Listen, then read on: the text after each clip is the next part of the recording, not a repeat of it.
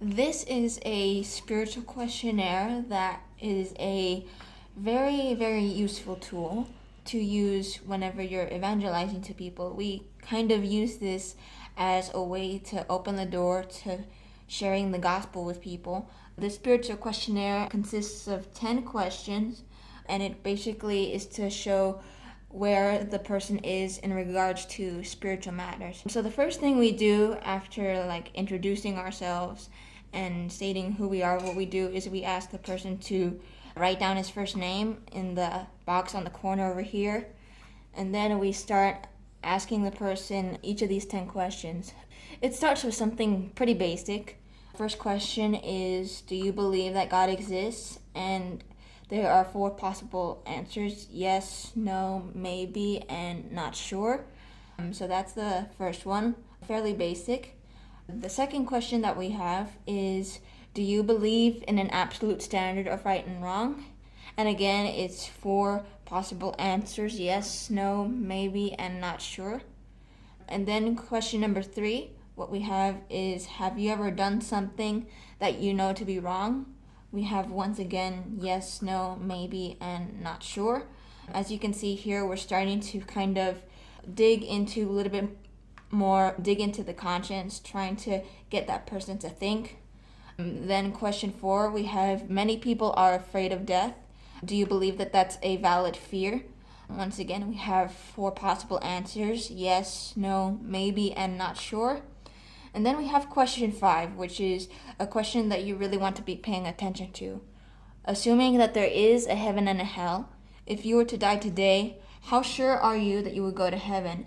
And this is on a scale of 0 to 100%, and you got to pay attention to whatever percentage that the person writes. A person can write 50% or 70%, but as soon as the person finishes writing their number, what they think, then we start going to question 6, another one that you really want to pay attention to. Is heaven a free gift or an earned reward? And the person can circle either a free gift or an earned reward, or if they're not entirely sure, they can also write they're not sure. And then question 7 is, assuming God exists. They're assuming that they believe that God exists over here. Assuming God exists, what would He require of you to enter heaven? We have 4 bullet points here that a person can use to write what they think would be necessary for them to go to heaven. It could be things like good deeds or going to church or whatever the person would like to write. And then we have question 8, which is, what does the word grace mean to you?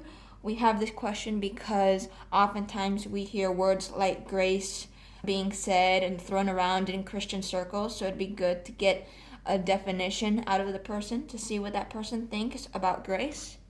Then we have question number 9. How important is the Bible when it comes to forming your beliefs? They could say things like very important or not very important or 50-50. And then we have question number 10. If I could show you how to be 100% sure you will enter heaven after death, would you be interested? This is why we have to pay attention a lot to question 5. If a person is less than 100% sure, we can give them the option to be sure that they could be 100% sure that they will enter heaven when they die. And then that's when we go to actually sharing the gospel with them.